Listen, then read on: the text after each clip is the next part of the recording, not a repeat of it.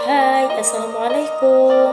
Perkenalkan, nama saya Sapriani Hasibuan dengan NIM 0104201006 Manajemen Dakwah A semester 5 dengan mata kuliah Hadis dan Fikih.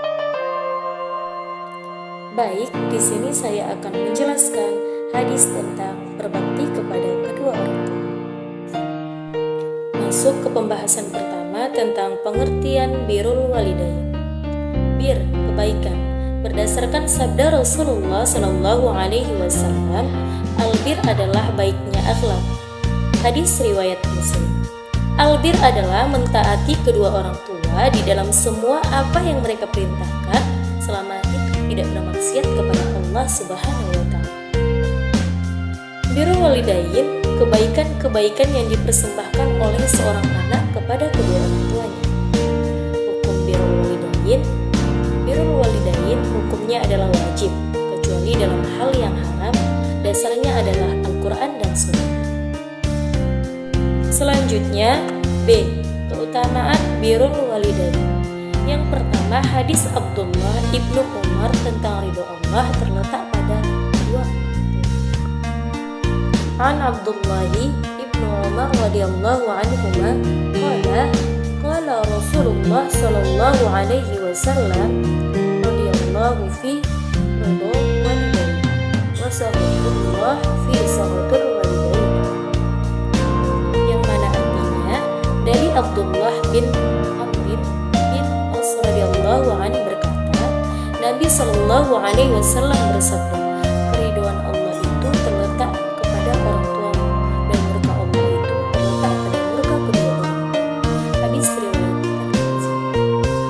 Hadis yang kedua dari Abu Hurairah radhiyallahu anhu berkata, suatu saat ada seorang laki-laki datang kepada Rasulullah sallallahu alaihi wasallam lalu bertanya, wahai Rasulullah, siapakah yang berhak aku pergaul dengan baik?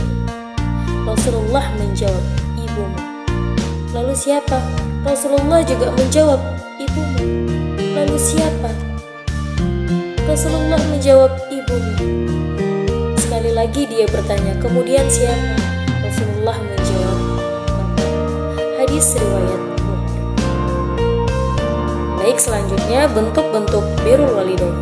Berbuat baik kepada orang tua merupakan kewajiban seorang anak, sehingga kita berkewajiban melaksanakan apa yang telah diperintahkan dalam Al-Quran dan As-Sunnah, yaitu yang pertama, saat orang tua masih hidup.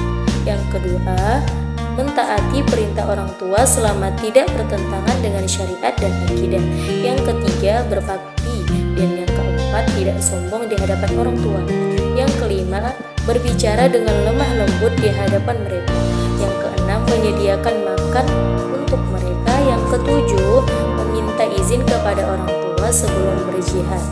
Yang kedelapan, memberi harta kita kepada orang tua dengan hati yang ikhlas. Yang kesembilan, membuat keduanya ridho dengan berbuat baik kepada orang-orang di sekitar kita. Yang terakhir, tidak mencela orang tua. Yang kedua, bentuk-bentuk birrul walidain setelah orang tua meninggal, yaitu menyelenggarakan pengurusan jenazahnya, yaitu seperti memandikannya, mengkafaninya, mensolatkannya, dan menguburkannya. Yang kedua, berdoa untuk keduanya. Yang ketiga, memohonkan ampunan keduanya, memenuhi segala janjinya selama hidup yang terlaksana seperti wasiat, utang piutang, dan lain sebagainya. Dan Rasulullah Shallallahu Alaihi Wasallam bersabda, barang siapa yang meninggal dan masih menanggung utang puasa, maka walinya yang menunaikannya. Baik, selanjutnya D. Pahala berbakti kepada kedua orang tua. Allah telah menjanjikan orang-orang yang berbakti kepada kedua orang tuanya dengan kebaikan yang banyak di dunia dan di akhirat, dan dia akan mendapatkan pahala yang besar di akhirat. Dan diantaranya adalah sebagai berikut: dipanjangkan umurnya dan diperbanyak rezekinya. Pahala di dunia dari Anas bin Malik radhiyallahu anhu, dia berkata, saya pernah mendengar Rasulullah Shallallahu Alaihi Wasallam bersabda, barang siapa ingin dilapangkan rezekinya dan dipanjangkan umurnya, maka maka hendaklah ia menyambung silaturahmi kepada kedua orang tuanya. Yang kedua, dikabulkan doanya. Yang ketiga, anak dan cucunya berbakti kepadanya. Yang keempat, dicintai keluarganya dan tetangganya. Yang kelima, dijauhkan dari mati dalam keburukan. Yang terakhir, dipuji oleh manusia dan mereka akan berterima kasih kepada Allah dan meridhoi. Pahala berbakti kepada kedua orang tua, pahala di akhirat. Yang pertama, berbakti adalah salah satu penyebab utama kita masuk surga. Yang kedua, dimasuk surgakan dengan orang-orang yang pertama kali yang dimasukkan surga. Yang ketiga, penebus dosa. Baik, waktunya kuis. Pertanyaan yang pertama, hadis merupakan mubayyin bagi Al-Quran.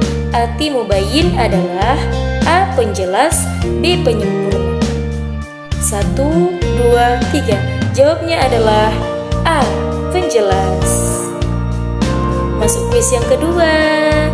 Pertanyaan yang kedua, sumber hukum kedua dalam menetapkan hukum setelah Al-Quran adalah A. Ijtihad, B. Hadis.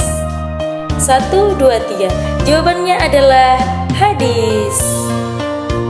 Demikianlah penjelasan tentang berbakti kepada kedua orang tua dari saya. Semoga bermanfaat. Jika ada yang salah, saya mohon maaf. Billahi taufiq wal hidayah. Wassalamualaikum warahmatullahi wabarakatuh.